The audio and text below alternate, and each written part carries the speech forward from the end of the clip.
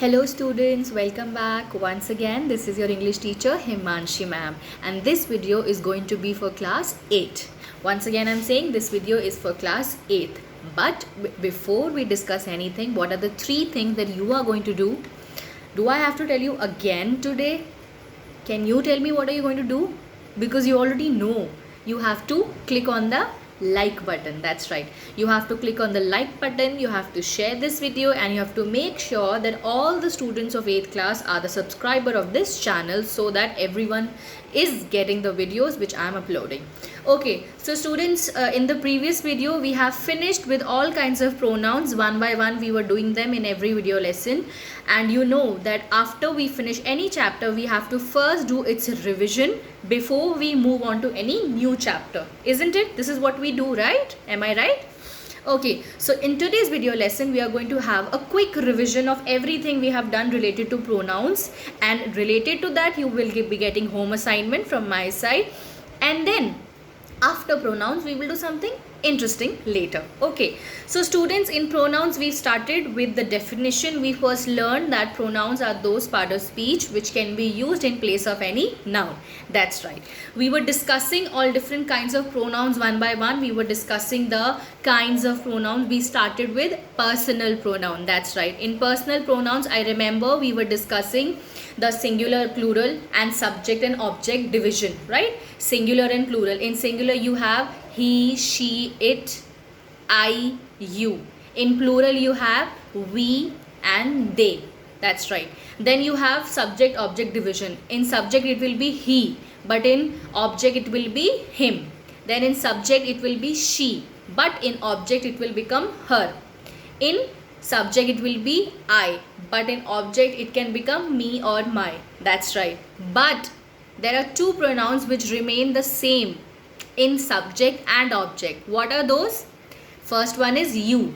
You is a pronoun which is used in second person, and it is used as you only, both in subject and object. Similarly, the pronoun it remains the same in subject as well as object. And you remember we had discussed new kinds of uses of it, isn't it? I hope you all remember those uses. Okay, personal done. Second, let's come to demonstrative. You remember demonstrative, we were discussing how to demonstrate, how to present any subject. So for that I told you, you have to remember 4 specific pronouns: this, that, these, those. That's right, students, this and that both are used for singular. These and those both are used for plural. Now apart from this, that, these, those, we also have here and there. Although they are used very less, and they can also be used as adverb of place, right? But here and there is also considered as a demonstrative pronoun. So you have this, that, these, those, here and there. Okay, demonstrative done. Next, let's come to possessive pronoun. Possessive word, what does that mean? Where did that come from? You remember all this, don't you? Possessive word comes from possession. Possession means the belongingness, the ownership of any object by the subject. That's right. So in possessive pronoun we had discussed, first of all, there's always a use of s, isn't it? We put the word s in the pronoun and it becomes a possessive pronoun. If you remember, when we were discussing possessive pronouns, we also discussed how to differentiate between possessive adjective and possessive pronoun. So in today's video you are going to give me in the comment section this answer: what is the difference between possessive adjective and possessive pronoun? This difference I want to know from your side in your language in the comment section. But make sure you write your name, class, section. That's right. Possessive pronoun, we have mine. This water bottle is mine. My water bottle, I'm not lying. This water bottle is mine. Then we have this book belongs to her. This book is hers. Now see the next sentence. This book is hers. So here hers, hers, is a possessive pronoun. So now I want you to give me the explanation of difference. Then next we came to indefinite pronoun. Indefinite, you remember this word, right? Indefinite we had discussed very thoroughly. Indefinite word comes from not sure. Because definite word means something which we are sure about. So just the opposite of definite is indefinite.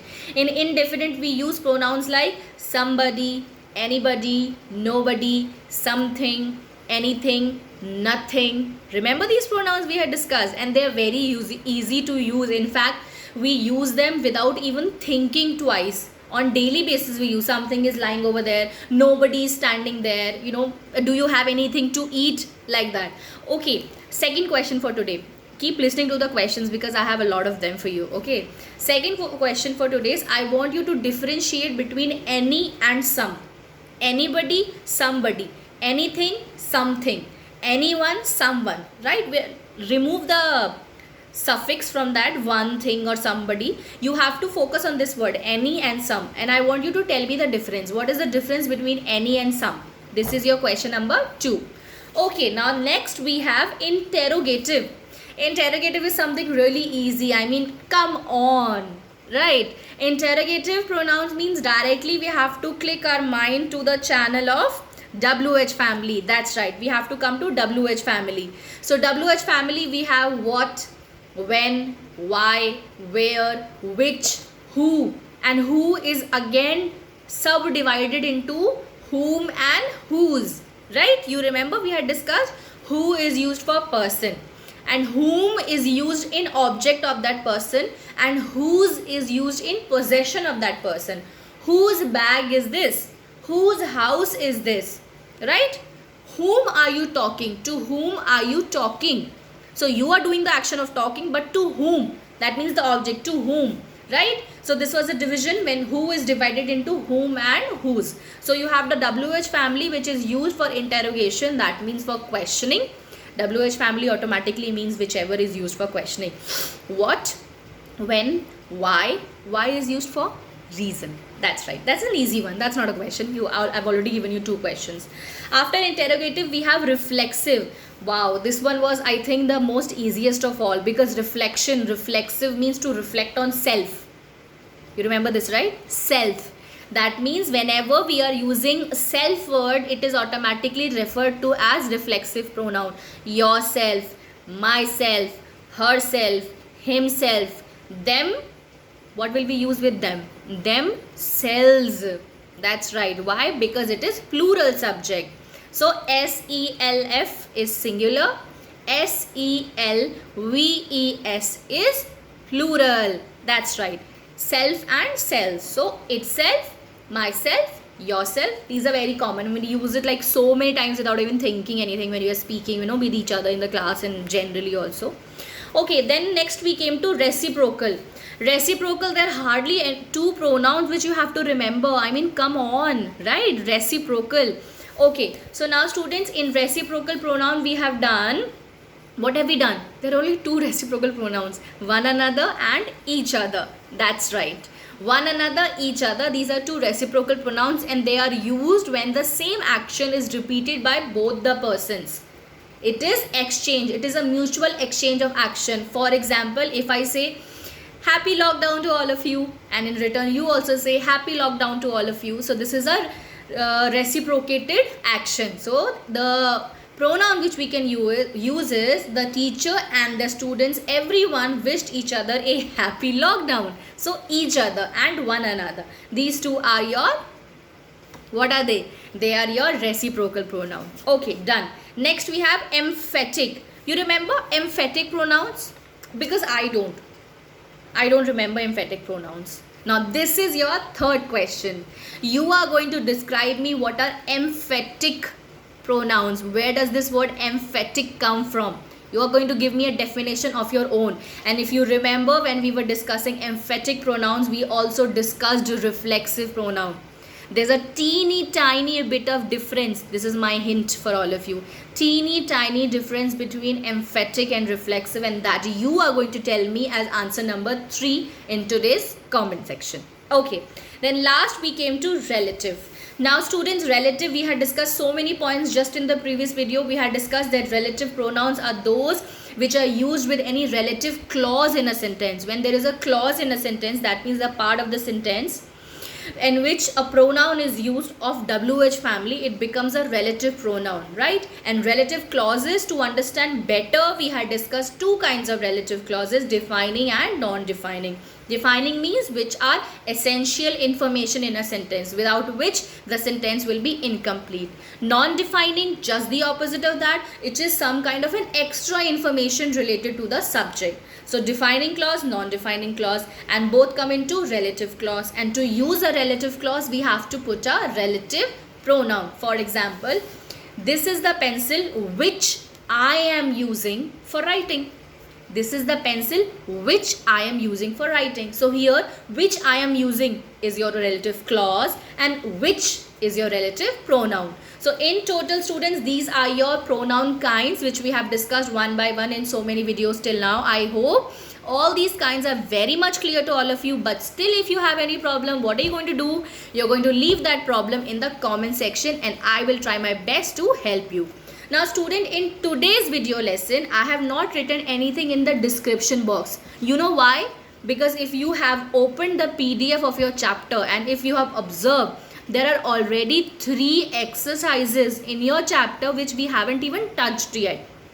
But similar to those 3 questions, we have done so many questions in the worksheet which I gave you earlier.